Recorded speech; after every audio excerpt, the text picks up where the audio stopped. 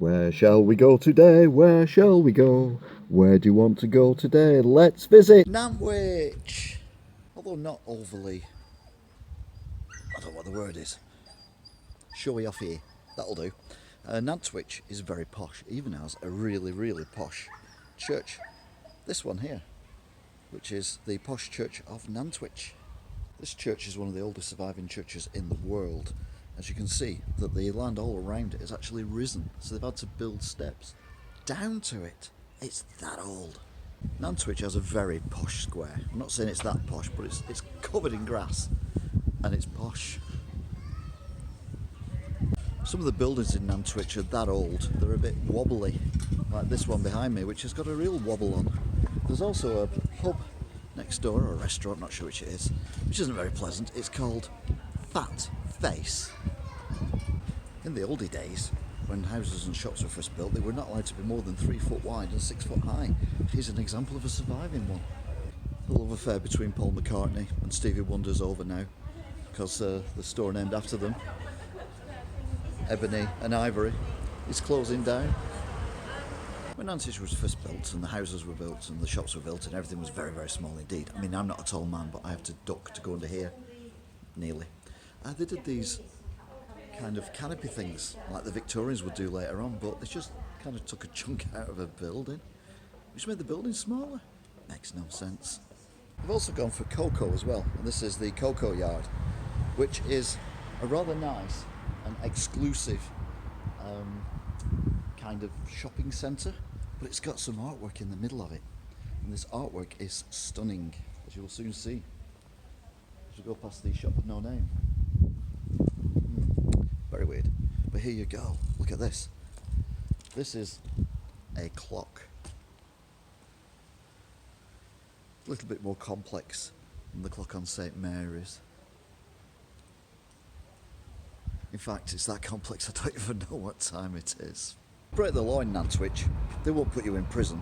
They'll put you in the stocks, where people throw rotten eggs and fruit at you and stuff like that. So if you're poor and you've got no food, it's a good way to have a good meal. Be naughty. Everything in Nantwich is white and black, including the White Horse Hotel. Although it's not the White and Black Horse Hotel, because that would be the Cow Hotel, wouldn't it? Since leaving Doctor Who, Missy has found herself a new job. She's opened up this shop. People are that posh in Nantwich, they don't cook on cookers, no. They have agars or agars, depending where you come from.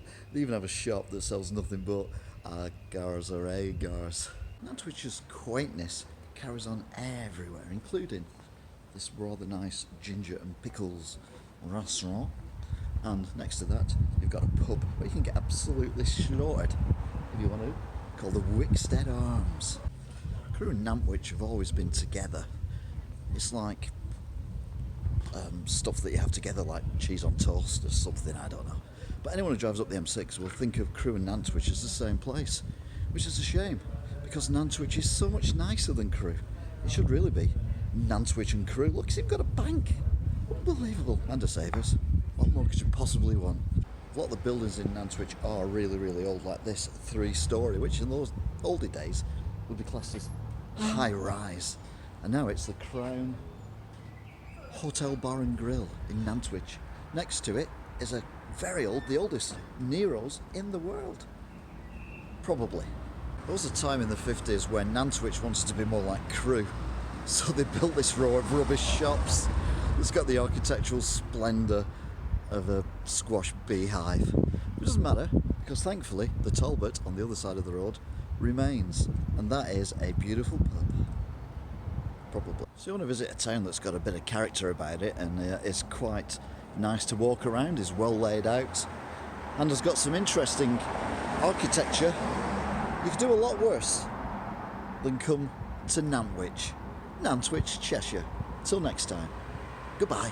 Where shall we go today? Where shall we go? Where do you want to go today? Let's visit. Less than 100 miles away from Nantwich, in fact it's probably about 5, is this rather strange building, which is in fact a top secret nuclear bunker. I say top secret, it's signposted all the way from Nantwich, so it's not that top secret. But it's what? I'm confused. And so there's some militaria stuff here as well. There's a plane, there's some radar equipment, and there's it looks like a Dalek, but it's a tank Dalek or a Dalek tank. I'm not sure which. Very odd. Also, this rather splendid gun.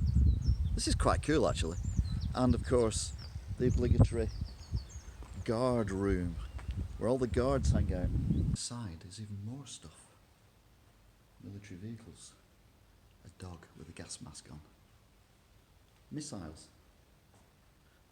And an aeroplane. And loads of other stuff.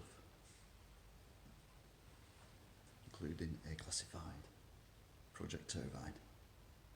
This is amazing. There's even a real cat and I don't know if I can do this or not.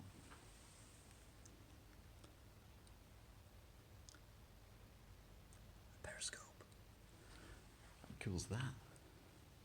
Sadly, it's closed at the moment. I've just been inside and spoke to the person running the bunker. And you know what? I'm going to come back here and I'm going to do a let's visit just on this bunker because this is one of the best places I've ever been. It is so cool. I want one. I'm not saying it's got anything to do with the bunker that's nearby, but this seems to be a graveyard for vehicles which may or may not once have been military vehicles. It's not just one graveyard, it's 1.5 graveyards where all Land Rovers come to die.